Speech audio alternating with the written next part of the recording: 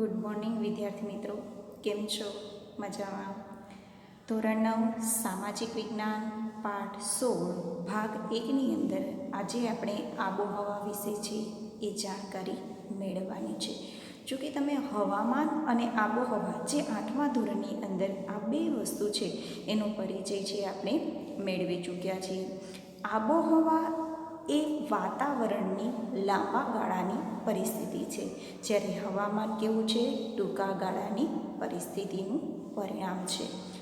આબોહવા એ વાતાવરણની લાંબા ગાળાની સરેરાશ પરિસ્થિતિ છે. આ ખાસ યાદ રાખવાનું, આબોહવા છે એ વાતાવરણની કેવી થશે? લાંબા ગાળાની પરિસ્થિતિ થશે. સામાન્ય રીતે આપણને વ્યાખ્યા 8મા ધોરણની અંદર પણ તમને યાદ છે કે જે તે પ્રદેશની 35 કે તેથી વધુ વર્ષોની શું કીધું છે? વ્યાખ્યા રૂપે પૂછે કે જે તે પ્રદેશની 35 કે તેથી વધુ વર્ષોની વર્ષા ઋતુ એટલે કે ચોમાસું, ઉનાળો કે શિયાળો સરેરાશ હવામાનની પરિસ્થિતિ પરથી તેની આબોહવા નક્કી કરવામાં આવે છે. કઈ ઋતુ છે, વર્ષો પછી છે એ નક્કી થાય કે ભાઈ લાંબો ગાળો છે એ હવામાનની પરિસ્થિતિ આબોહવા છે એ નક્કી કરવામાં આવે છે. ટૂંકમાં કીધું કે આબોહવા એ ઘણા વર્ષોની લાંબા સમયગાળાની હવામાનની વિવિધ પરિસ્થિતિનું સરેરાશ માનવામાં આવે છે. એટલે આબોહવા એ લાંબા ગાળાની પરિસ્થિતિનું પરિણામ છે અને હવામાન એ વાતાવરણની કેવી થશે? ટૂંકા ગાળાની સરેરાશ પરિસ્થિતિ થશે. આપણને ખબર છે કે રોજ આપણા દિવસ ઉગે છે ત્યારે હવામાનની અંદર કીધું કે ફેરફાર થતા હોય છે. હવામાન એ વાતાવરણની ટૂંકા ગાળાની સરેરાશ પરિસ્થિતિ છે. દિવસ દરમિયાન કોઈ પણ સમયે હવામાનમાં શું આવે છે? બદલાવ આવે છે ને? બદલાવ હવામાનની અંદર આવતું હોય છે. હવે કીધું કે ભાઈ હવામાન બદલાવ આવે છે તો એનો આધાર શું છે? શેના કારણે હવામાનમાં બદલાવ આવે છે? તો કે ભાઈ એનું મૂળ છે તો કે હવામાનનું તાપમાન, હવાનું દબાણ, ભેજ, વરસાદ, ધુમ્મસ કે વાદળોનું પ્રમાણ વગેરે ઉપર રહેલો છે. ખાસ યાદ રાખજો અથવા અંડરલાઇન કરજો કે હવામાનમાં બદલાવનો આધાર શેના ઉપર છે? તો કે હવાનું તાપમાન, હવાનું દબાણ, ભેજ, વરસાદ, ધુમ્મસ, વાદળો વિવિધ પ્રક્રિયાને કારણે હવામાનની અંદર શું આવતું હોય છે? બદલાવ આવતો હોય છે. ઘણી વખત અચાનક જ આપણને જોવા મળે છે કે હવામાનની અંદર ફેરફાર થતો હોય છે. આપણે કીધું ખેત પ્રવૃત્તિઓ પર હવામાન ઘણી બધી અસર કરે છે. હવે અત્યારે તો માહોલ ચાલી જ રહ્યો છે. આપણને ખબર છે કે આમ ચોમાસું જૂન મહિનાથી શરૂ કરો તો વર્ષા ઋતુનું આગમન જૂન, જુલાઈ, ઓગસ્ટ અને સપ્ટેમ્બર. અત્યારે વરસાદ, હવે અત્યારે સપ્ટેમ્બર મહિનો ચાલે છે, બરાબર ને? તો એ દરમિયાન જોવા જઈએ તો વરસાદ કીધું છે એ ખેત પ્રવૃત્તિઓ પર હવામાનની સીધી અસર છે એ થતી હોય છે. આપણી ભારતીય કીધું કે હવામાન ખાતું છે એ સમગ્ર દેશનું રોજબરોજનું હવામાન દર્શાવતો નકશો છે એ બહાર પાડે છે. આપણે ઘણી વખત કહીએ છીએ હવામાનમાં પલટો આવે છે, બરાબર ને? અને એ આપણે મેપ એટલે નકશો છે એ આપણને હવામાન જે વિભાગ છે એ સમગ્ર દેશને રોજબરોજ જે નકશો છે એ બહાર પાડતું આપણે ગૂગલ મેપની અંદર છે એ આપણે ઘણી વખત જોતા હોઈએ છીએ કે ભાઈ આજે વાદળ છે, વાતાવરણ છે વાદળછાયું રહેશે. કયા કયા ભાગની અંદર વાદળછાયું રહેશે, આટલા ભાગની અંદર વરસાદ છે એ પડી શકવાની શક્યતા છે, ક્યાં કોરાળ છે, આ બધું જ છે એ નકશાની અંદર છે એ દર્શાવવામાં આવતું હોય છે. ભારત કીધું કે આબોહવામાં ઘણી વિવિધતાઓ અને લાક્ષણિકતાઓ ધરાવતો દેશ છે. ભારતની આબોહવા કેવી છે? વિવિધતાવાળી છે. અને અહીંયા કીધું કે પૃથ્વીની સપાટીના કેટલાક પ્રદેશોમાં કીધું કે પવનની દિશા ઋતુ પ્રમાણે બદલાય છે. આપણને ખાસ યાદ છે ભારતની આબોહવા કીધું કે મોસમી પવનો છે એ ભારતની ખાસ આગવી લાક્ષણિકતા માનવામાં આવે છે. એટલે પૃથ્વીના સપાટીના કેટલાક પ્રદેશો કીધું કે પવનની દિશા પ્રમાણે શું કહે છે? પવનની દિશા પ્રમાણે ઋતુ પ્રમાણે છે એ બદલાય. હવે ઋતુ આપણે 3 શિયાળો, ઉનાળો ને ચોમાસું, આ ત્રણેય ઋતુ મુજબ છે એ પવનો બદલાય છે. શિયાળાના પવનો કેવા હોય છે? ઠંડા. ઉનાળાના પવનો કેવા રહે છે?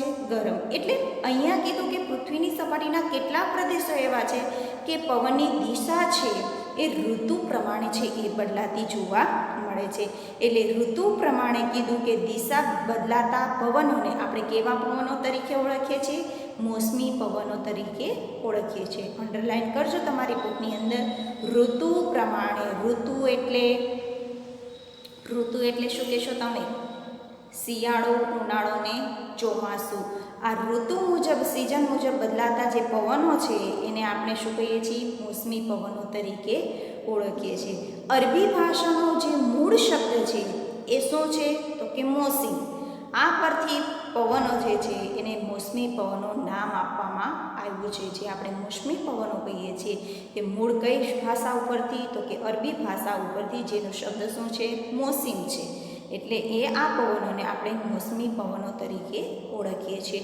એશિયા ખંડ છે. હવે એશિયા ખંડની અંદર કીધું કે ભારત, શ્રીલંકા, બાંગ્લાદેશ, પાકિસ્તાન અને મ્યાનમારમાં મોસમી આબોહવા અનુભવાતા મુખ્ય દેશો છે. જે બધા જ એશિયા ખંડની અંદર આ નામ આપ્યા છે, જે બધા જ મોસમી પવનો મુજબ, આબોહવા ઋતુ મુજબ છે એ પવનો બદલાતા હોય છે. ત્યારબાદ આપણે વાત કરી ઋતુ પરિવર્તન. આગળના ધોરણની અંદર આપણે આ શીખી ગયા છીએ ઋતુ પરિવર્તન કેવી રીતે થાય છે. એક તો પહેલું પરિભ્રમણ અને પરિક્રમણ. પરિભ્રમણ એટલે પૃથ્વી પોતાની ધરી ઉપર ફરે છે તેને આપણે શું કહીએ છીએ? પરિભ્રમણ. પરિભ્રમણને બીજા કયા નામથી ઓળખીએ છીએ? ધરીભ્રમણ તરીકે પણ ઓળખીએ છીએ. અને બીજું કીધું પરિભ્રમણ. પરિભ્રમણ એટલે પૃથ્વી સૂર્યની આસપાસ પ્રદક્ષિણા કરે છે, જેને આપણે શું કહીએ છીએ? પરિક્રમણ તરીકે ઓળખીએ છીએ. કેટલા કિલોમીટરની ઝડપે છે એ પૃથ્વી પોતાની ધરી ઉપર ફરે છે અને સૂર્યની આસપાસ ફરે છે એ આગળના ધોરણની અંદર છે એ આપણે અભ્યાસ કરી ચૂક્યા છે. પરિભ્રમણ થકી પૃથ્વી ઉપર શું થાય છે અને પરિક્રમણને કારણે શું થાય છે? યાદ છે ને? અને યાદ રાખવાનું પણ છે. પરિભ્રમણને કારણે પૃથ્વી ઉપર દિવસ અને રાત થાય છે, જ્યારે પૃથ્વી સૂર્યની આસપાસ પરિક્રમણ કરે છે, જેને કારણે ઋતુ પરિવર્તન થાય છે. ઋતુ પરિવર્તન થવા પાછળ બે વસ્તુ કીધી છે. એક તો કીધું કે પૃથ્વી સૂર્યની આસપાસ પરિક્રમણ કરે છે એ માટે, અને બીજું કીધું છે પૃથ્વી પોતાની ધરી ઉપર કેવી છે? નમેલી છે. સેજ આપણને ધરીનો ભાગ જોઈએ, પૃથ્વીનો ગોળા જોઈએ તો આપણને ખબર છે કે પૃથ્વી પોતાની ધરી ઉપર સેજ નમેલી છે. તો ચાલો અભ્યાસ કરીએ ઋતુ પરિવર્તન. ઋતુ પરિવર્તનના મુખ્ય કારણોમાં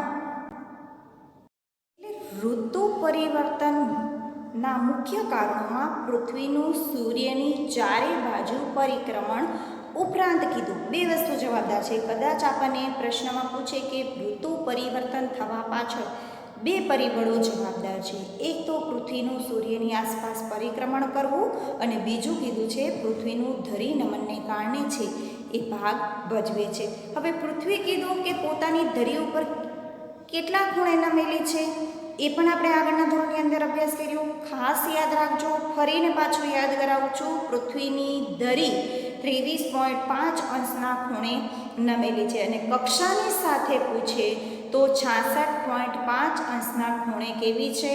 નમેલી છે. ખાલી ધરી પૂછે તો 23.5 અંશના ખૂણે નમેલી છે, અને કક્ષાની સાથે પૂછે તો 66.5 અંશનો ખૂણો બનાવી અને સૂર્યની આસપાસ પરિક્રમણ કરે છે. પૃથ્વીના ધરીનમનને કારણે ઋતુ થાય છે વધારે સૂર્યપ્રકાશ મેળવતા વિસ્તારોમાં. શું કીધું છે? સૌથી વધારે સૂર્યપ્રકાશ મેળવતા વિસ્તારોમાં ઉનાળો, અને ઓછો સૂર્યપ્રકાશ મેળવતા વિસ્તારોમાં શિયાળાની ઋતુનો અનુભવ થાય છે. આપણને ખબર છે કે ઉનાળાની ઋતુમાં સૂર્યપ્રકાશ સૌથી પૃથ્વી ઉપર જ્યાં વધારે પડે છે ત્યાં ઉનાળાની ઋતુનો અનુભવ થાય છે, અને જ્યાં સૂર્યનો પ્રકાશ ઓછો પડે છે ત્યાં શિયાળાની ઋતુનો અનુભવ થતો હોય છે.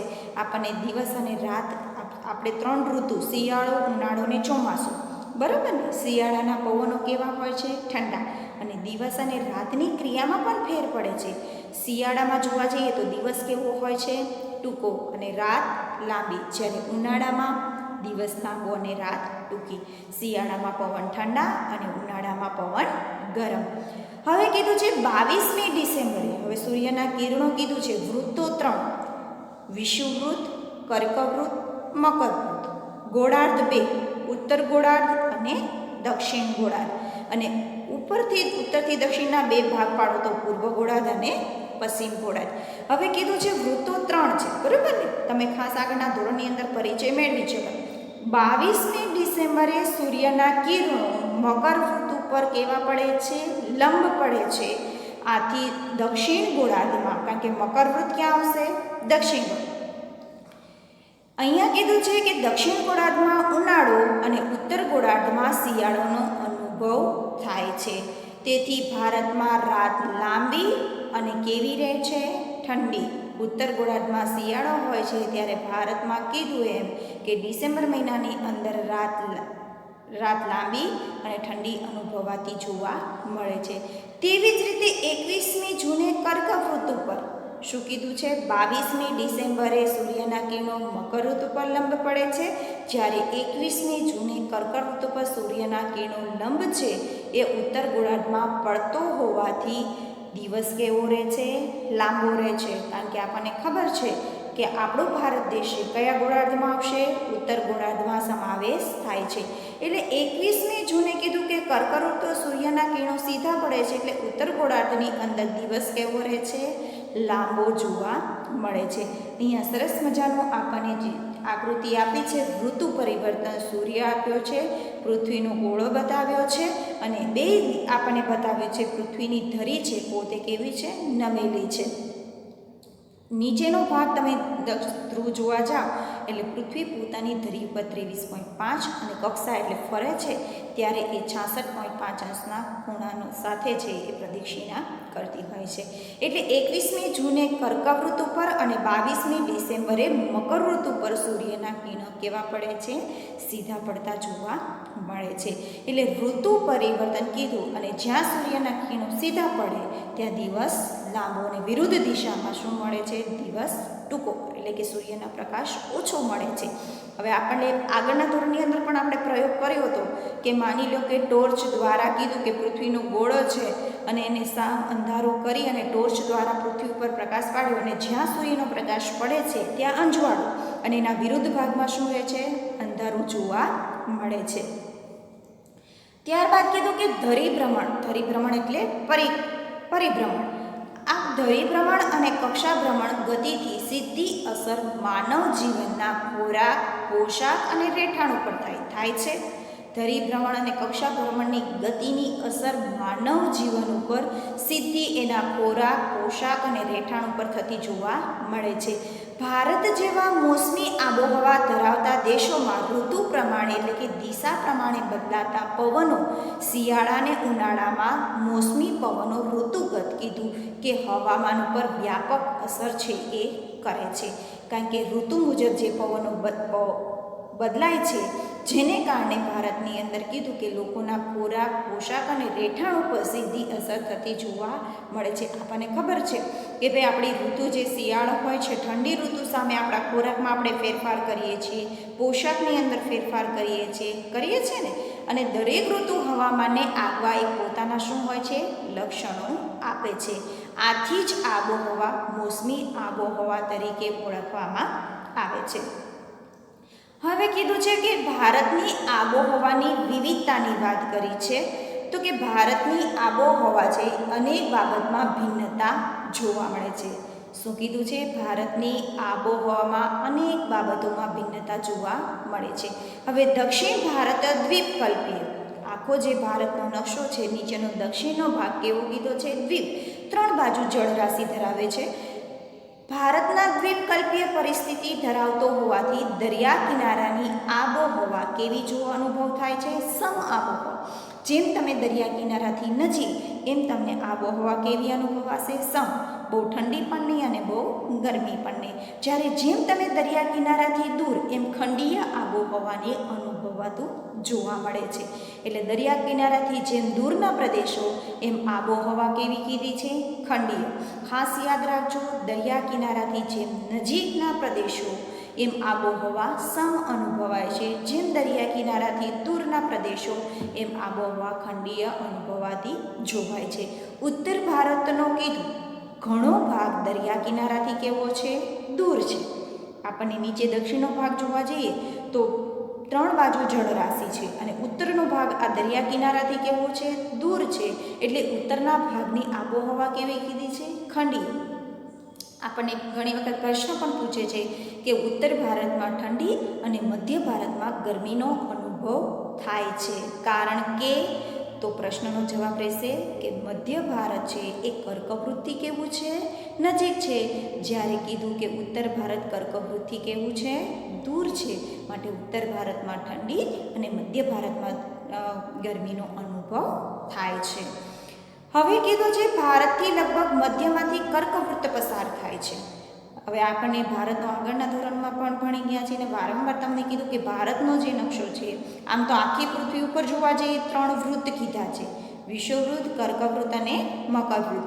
હવે જ્યારે વિષુવવૃત્ત મધ્યમાંથી પસાર થાય છે, એની ઉપરના ભાગમાં ઉત્તર ગોળાર્ધમાં એટલે કર્કવૃત્ત પસાર થાય છે. હવે આખો જે વિશ્વનો નકશો છે, એશિયા ખંડની અંદર દક્ષિણ એટલે આપણા ભારતનો સમાવેશ થાય છે. અને એ જે ભારતનો નકશો, એશિયા ખંડની દક્ષિણમાં જે ભારત છે, દેશ છે, એ ભારતની જે મધ્યનો જે ભાગ છે એની વચ્ચેથી કયું વૃત્ત પસાર થાય છે? તો કે કર્કવૃત્ત પસાર થાય છે. આપણી સરળ ભાષામાં જોઈએ તો કે ભાઈ ભારતનો જે નકશો છે અને ગુજરાત છે, ગુજરાતનો કચ્છ જિલ્લો છે, ત્યાંથી મધ્ય ભાગથી લઈ અને આખી લીટી દર્શાવવામાં આવી. પૃથ્વીના જો ખાસ યાદ રાખજો વિદ્યાર્થી મિત્રો, જો આપણને પૂછે કે પૃથ્વીના મધ્ય ભાગમાંથી કયું વૃત્ત? તો વિષુવવૃત્ત. અને ભારતના મધ્ય ભાગમાંથી પૂછે તો કર્કવૃત્ત પસાર થાય છે. દક્ષિણ ભાગ કીધું કે ઉષ્ણકટિબંધમાં ભારતનો જે નકશો છે, દક્ષિણ ભાગ છે એ કયા કટિબંધમાં સમાવેશ થાય છે? તો કે ઉષ્ણકટિબંધમાં આવેલો છે. કટિબંધો પણ 3. કયા કટિબંધ? તો કે ઉષ્ણકટિબંધ, સમશીતોષ્ણ કટિબંધ અને શીત કટિબંધ. એટલે દક્ષિણનો ભાગ છે એ જોવા જઈએ તો ઉષ્ણકટિબંધમાં અને ઉત્તરનો ભાગ કયા કટિબંધમાં આવેલો છે? સમશીતોષ્ણ કટિબંધમાં આવેલો છે. ભારત 2 કટિબંધો કીધું, ઉષ્ણકટિબંધ અને સમશીતોષ્ણ કટિબંધ. મોટો જે ભારતનો ભાગ છે એ કયા કટિબંધની અંદર સમાવેશ થાય છે? તો કે ઉષ્ણકટિબંધની અંદર સમાવેશ થાય છે. જે આખો દક્ષિણ મધ્યથી લઈને નીચેનો ભાગ જોવા જઈએ તો એ ઉષ્ણકટિબંધની અંદર સમાવેશ થાય છે. જ્યારે ઉત્તરનો ભાગ જોવા જઈએ તો સમશીતોષ્ણ કટિબંધમાં આવેલો છે. પરિણામે કીધું કે દેશના જુદા જુદા ભાગોમાં આવેલા સ્થળોના તાપમાન અને વરસાદમાં પણ ઘણો તફાવત નોંધાય છે. કારણ કે 2 કટિબંધો અલગ છે, ઉષ્ણકટિબંધ અને સમશીતોષ્ણ કટિબંધ.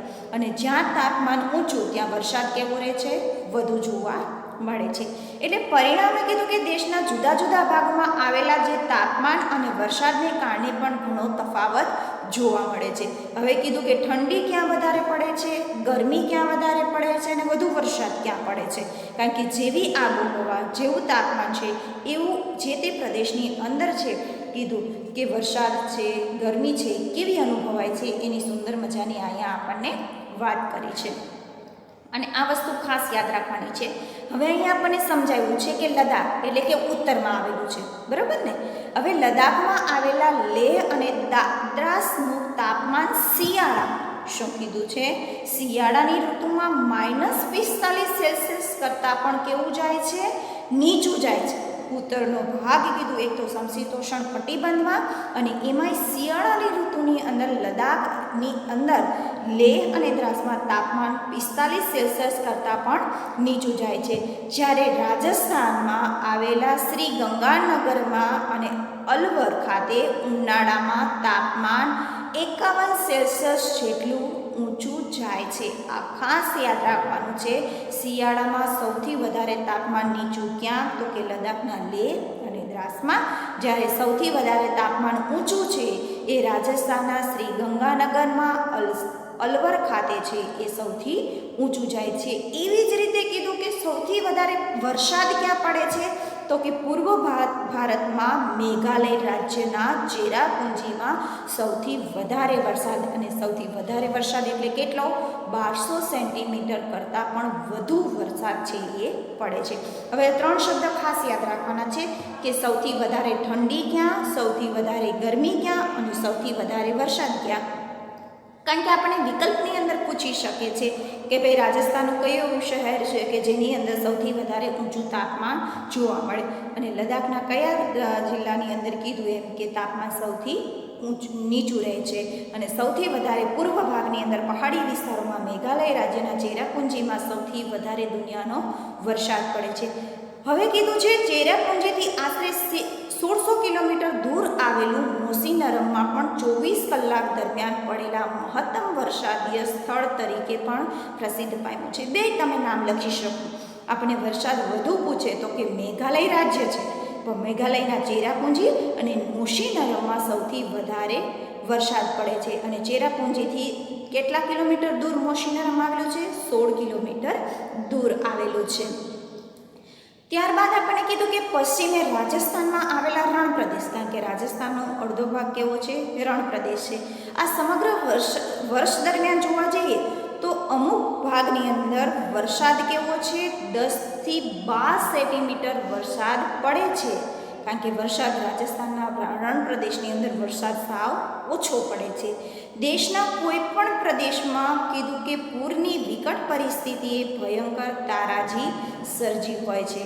દેશમાં કીધું કે કોઈ પણ પ્રદેશમાં પૂરની વિકટ પરિસ્થિતિએ ભયંકર તારાજી સર્જે. પૂર આવે, વધુ પડતો વરસાદ, પૂરની સ્થિતિ ક્યારે સર્જાય? વધારે પડતા વરસાદને કારણે, બરાબર ને? અને એને કારણે કીધું કે ઘણી વખત પૂરને કારણે ઘણી વખત ભયંકર પરિસ્થિતિ સર્જાતી હોય છે. બીજા પ્રદેશમાં વરસાદ ન પડવાને કારણે પણ દુકાળ અને ગરમીની પરિસ્થિતિ સર્જાઈ હોય તેવી વિરોધાભાસી આબોહવા પરિસ્થિતિ પણ આપણા દેશમાં જોવા મળે છે. એટલે આપણે નાના ધોરણમાં હતા ત્યારે આપણે લીલો દુકાળ અને સુકાળ, અતિવૃષ્ટિ અને અનાવૃષ્ટિ, આ બે શબ્દોથી આપણે પરિચિત છીએ. એટલે જો વધારે વરસાદ પડે તો આપણે એને શું કહીએ છીએ? અતિવૃષ્ટિ. અને અત્યારે જે આપણે અનુભવી રહીએ છીએ વધારે પડતો વરસાદ, કારણ કે સિઝનનો મોટા ભાગનો વરસાદ પડી ચૂક્યો છે અને હજી પણ વરસાદ પડવાનું ચાલુ છે, એટલે અતિવૃષ્ટિ થઈ જાય. અને લાંબા સમય સુધી વરસાદ ન પડે તો ઘણી વખત કીધું એમ કે વિરોધાભાસી છે, એને કારણે પણ દેશને ઘણું બધું નુકસાન થતું હોય છે. હવે કીધું છે કે ગાજવીજના તોફાનો અને ધૂળની ડમરીઓ અને ઉષ્ણકટિબંધીય ચક્રવાતોની વિનાશક અસરો કેટલાક પ્રદેશોમાં થતી જોવા મળે છે. ગરમી, દુષ્કાળ અને ગરમીની પરિસ્થિતિમાં સર્જાયેલા વિરોધાભાસી આબોહવા પરિસ્થિતિ આપણા દેશની અંદર ઘણી વખત ગાજવીજ, પવન, ધૂળની ડમરી સાથે પણ વરસાદીય ચક્રવાતી પવનો છે એ ફૂંકાતા હોય છે. આમ ઋતુગત હવામાન અનેકવિધ અસરકારક છે એ નીવડતી હોય છે. એટલે આ થયું આપણને આબોહવાની વાત કરી કે ભાઈ ઋતુ પરિવર્તન કેવી રીતે. હવે ભાઈ એટલે આ જે આપણે પરિક્રમણ અને આ ઋતુ છે, શિયાળો, ઉનાળો અને ચોમાસું, જેની અસર છે માનવ જીવનના ખોરાક, પોશાક ઉપર થતી આપણને જોવા મળતી હોય છે. એટલે આ બધી જ બાબતો છે એ આપણે પુનરાવર્તન કરવાનું છે. હું આશા રાખું છું કે બધાને છે એ આ વસ્તુ સમજાય છે અને પાઠ ગમે એવું પણ છે, કારણ કે આપણે આગળના ધોરણ 7 અને 8ની અંદર આ બધી જ બાબતોનો પરિચય આપણે મેળવી ચૂક્યા છીએ, બરાબર ને? અને આ જેટલો ટોપિક ચાલ્યો છે એટલો છે એ આપણે સ્વાધ્યાય પોથીની અંદર કામ કરવાનું છે. હવે બીજા ભાગની અંદર જ્યારે છે એ આબોહવાને અસર કરતા પરિબળોનો પરિચય છે એ આપણે મેળવશું. આભાર.